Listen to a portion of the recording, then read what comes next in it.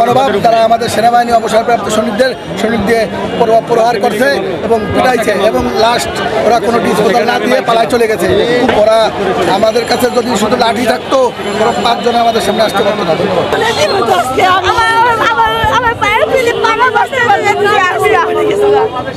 আমার দুইটা বাচ্চা এতিম হইতো, আমরা আল্লাহর কাছে বিচার দিলাম, আল্লাহর কাছে বিচার দিলাম। আমাদের কষ্ট দেখতে আপনাদের কাছে আপনারা সাংবাদিকরা কোনো ভিউজের জন্য, ঠিক আছে, ভুল তথ্য বলবেন না। আপনাদের কাছে আমাদের একটা রিকোয়েস্ট, কারণ আমরা আপনাদের বোন, ওরা আপনাদের ভাই। আপনারা যদি পাশে থাকেন অবশ্যই আমাদের জয় হবে। আজকে আমাদেরকে সরাইছে, কালকে পারবে, পরশু পারবে, ইনশাল্লাহ পারবে না। দেখি ওরা কত দূর যায়, আমরা দেখতে পারি। আমাদের গায়ে হাত তুলছে এইভাবে, ওরা ছাত্র জনতার মাই খাইছে এইভাবে। আমার বাইরে 15 মাস বয়স, তারা যেভাবে মারছে, সে কি দোষ করছিল, সে কি বলছিল? আমরা ছাত্র, আমাদের মারছে, কে আছে আমাদের রাষ্ট্রে দিয়ে পাইছি আমরা। আমাদের প্রত্যেকটা মহিলার উপরে তারা পুরুষের হাত তুলছে, তারা কি আমাদের প্রত্যেকটা মহিলারা মারছে। ওদের যে কি অবস্থা এটা কিন্তু এই জাতি জানছে, কেননা আমাদেরকে যে মিথ্যা আশ্বাস দিছে বা আমাদেরকে যে করছে হেনস্ত এবং আমাদেরকে সারাদিন যে আশ্বাসের মাধ্যমে ঘুরাইছে, এরকম দীর্ঘ 9 মাস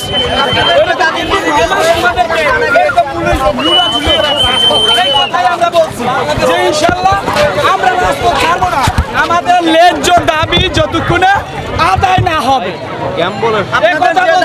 ইনশাল্লাহ আবারও এই আন্দোলন যতক্ষণ আমাদের দাবি যতক্ষণ না মানা হবে ততক্ষণ পর্যন্ত আন্দোলন অনবরত চলতে থাকবে। আমরা জানতে পেরেছি আপনাদের দাবিগুলো মেনে নেওয়া হয়েছে, যে সেক্ষেত্রে আপনাদের করণীয় কি? আমাদের দাবি তারা তো মানে নাই, কেননা আমাদের দাবি তো তারা মানে নাই।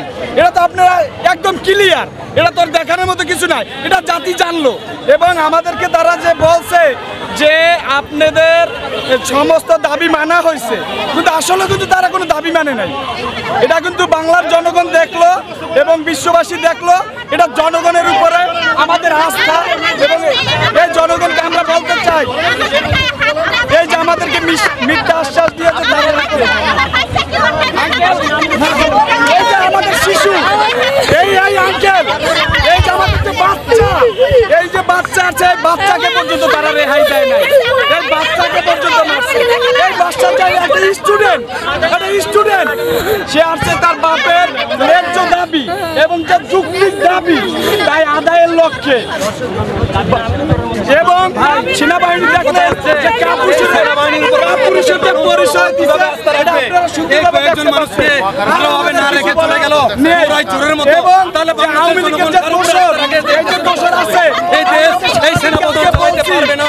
আজকে সারাদিন যাবে আওয়ামী লীগের দোষর আছে, কারণ ইনশাআল্লাহ আপনারা জেনে গেলেন আওয়ামী লীগের দোষর কাদের মানুষের কাছে।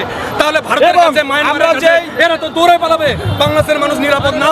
আমি মনে করি নিরাপদ না। মাননীয় প্রধান উপদেষ্টার কাছে আমাদের একটাই এখন আবেদন, এই সেনাপতি আমাদের দায়িত্ব নিতে পারবে না। এই সেনাপতি সাহস নাই আমাদের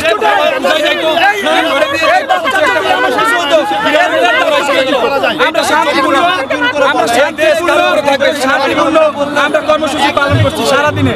তারা যেভাবে আমাদেরকে বলছে আমরা ওভাবেই দায়িত্ব পালন করছি এবং ওভাবেই আমরা চলার চেষ্টা করছি, কেননা তারা বলছে যে আমাদের এই সাক্ষাৎকার